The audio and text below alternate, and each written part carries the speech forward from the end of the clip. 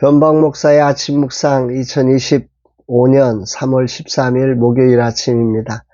오늘은 누가복음 12장 13절로 21절 말씀을 통해서 하나님 나라를 전파하라 이런 제목으로 말씀 묵상의 은혜를 나누겠습니다. 어제는 쉼을 가지면서 목회사관학교 강의 준비와 중보기도 세미나 강의 준비를 했습니다. 체력을 비축해서 오늘 있을 두 번의 강의를 최고가 되도록 했습니다. 목회사관학교 2주차 수업의 모든 시간 주님이 준비하신 은혜가 모두에게 풍성하게 생명으로 전해지는 시간이기를 기도합니다. 이날 주님 어떤 말씀으로 인도하실까? 본문을 대하면서 나를 멈추게 한 구절이 있습니다. 분명 12장 1절에 무리가 수만 명이라고 했습니다. 그런데 예수님은 이들 중 한 사람의 요청까지 듣고 반응하시는 모습이 나옵니다.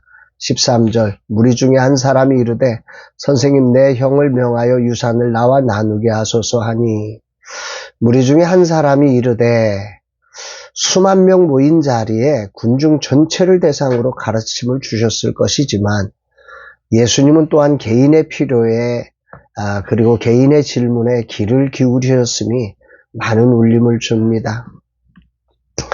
이런 상황에 나는 아마 개인을 만나지 못했을 것 같습니다. 서로 만났다 하더라도 이렇게 중요한 언급의 대상이 되진 않았을 것입니다.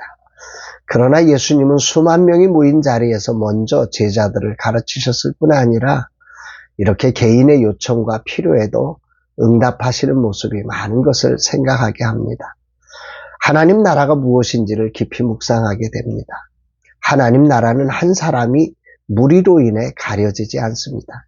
무리와 한 사람이 비교의 대상이 되지 않고 모두 소중하게 여겨집니다. 그리고 그 한 사람을 만나서 처리하는 과정도 나와 다름을 봅니다. 14, 15절 이르시되 이 사람아 누가 나를 너희의 재판장이나 물건 나누는 자로 세웠느냐 하시고 그들에게 이르시되 삼가 모든 탐심을 물리치라.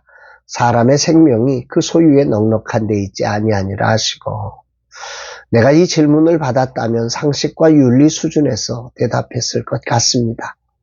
그런데 예수님은 나는 재판장이나 물건 나누는 자가 아니다.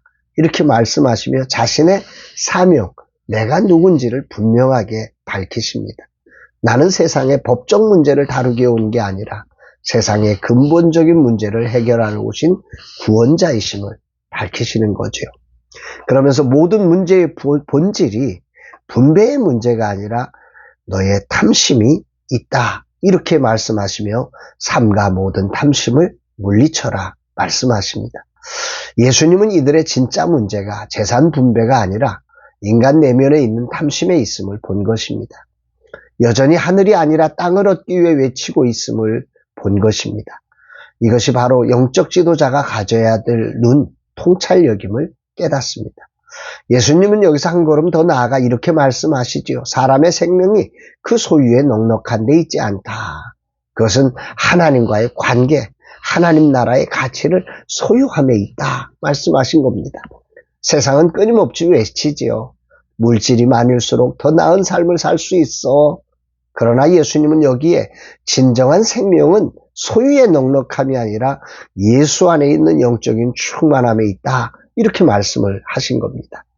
그러면서 한 부자의 비유를 말씀하십니다. 이 부자는 밭에 소출이 풍성하여 고민하다가 창고를 더 짓고 그것에 쌓아두겠다고 생각하며 이제는 평안히 쉬고 먹고 마시고 즐기자고 생각합니다.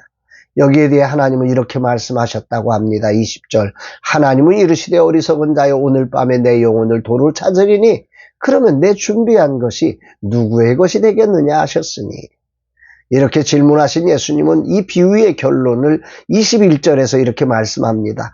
자기를 위하여 재물을 쌓아두고 하나님께 대하여 부여하지 못한 자가 이와 같으리라. 자기를 위하여와 하나님께 대하여를 비교하고요. 재물을 쌓아두고와 부여하지 못한 자를 비교하면서 하나님 나라의 가치를 위해 살아야 함을 말씀하고 계신 거죠. 오늘 주님은 내게 무엇을 말씀하신 건가? 저는 이 내용보다 예수님께서 보여주신 인생을 대하시는 모습이 저에게 오늘 큰 울림이 됩니다. 자신이 누구인지를 분명히 인식하시고 이 땅의 문제를 가지고 온 이들에게 하늘나라의 가치를 보여주시는 모습이 이게 진정한 영적 지도자요 구원자이신 주님이심을 보게 됩니다. 돌아보면 나는 땅의 문제를 가지고 온 이들에게 많은 순간 땅의 지혜로운 방법을 알려주려고 했습니다. 왜냐하면 그 본질을 볼 영적 해안이 없었기 때문입니다. 겸손히 성령님을 의지하며 아버지의 생각을 물으며 땅의 지혜가 아닌 영적인 문제를 짚어내며 치료하는 자가 되어야 했는데 말입니다. 나는 문제를 세상의 방법으로 해결하려 했지만 예수님은 근본적인 문제를 보십니다. 나는 어떻게 더 근본적인 문제를 보려 노력할 수 있을까 돌아보게 됩니다. 우리 주님이 얼마나 그런 저를 바라보시면서 그동안 답답하셨을까. 그리고 소중한 성도들이 이 못난 지도자 때문에 얼마나 힘들었을까. 참으로 아둔하고 어리석은 종임을 주님 앞에 자백할 수밖에 없습니다.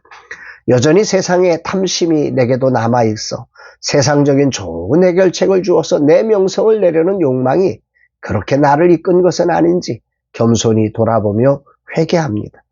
이제 나는 목회 현장에서 탐심을 경계하고 설교에서도 목회사관학교 강의나 다른 모든 곳에서 하나님 나라의 가치를 더 강조해야 함을 깨닫습니다. 이를 위해 무엇을 하든지 어디에 있든지 그곳에 하나님의 뜻이 이루어지도록 겸손히 하나님의 뜻을 구하고 성령의 조명하심을 따라 일하는 종이 되기를 기도합니다. 주님, 이 종이 후반전 사역에 땅의 모든 탐심을 버리고 오직 하나님의 뜻이 이 땅에 이루어지도록 하는 일에 쓰임받게 하옵소서. 한 사람 한 사람의 영혼이 하나님을 향해 합당히 행하도록 세우기 위해 마지막 구조선과 같은 마음으로 하나님 나라를 전하게 하옵소서 고백하게 됩니다. 사랑하는 여러분, 오늘 여러분들의 삶의 자리 속에 오늘 여러분들은 예수님과 같은 그 해안과 통찰력을 갖고 진짜 전해줘야 될 내 본질적 사명의 자리에서 그 영혼을 건져내기 위해서 마지막 구조선과 같은 그 심정으로 이야기해주는 그런 영적 지도자의 자리를 가지고 있나요? 우리의 삶의 자리에 정말 이 우리의 구원자로 오신 예수 그리스도를 진실로 우리가 만나고 그분을 닮아서 이런 심정 가지고 세상을 만날 수 있는 저와 여러분들이 되시기를 주의 이름으로 축복합니다. 사랑합니다, 여러분.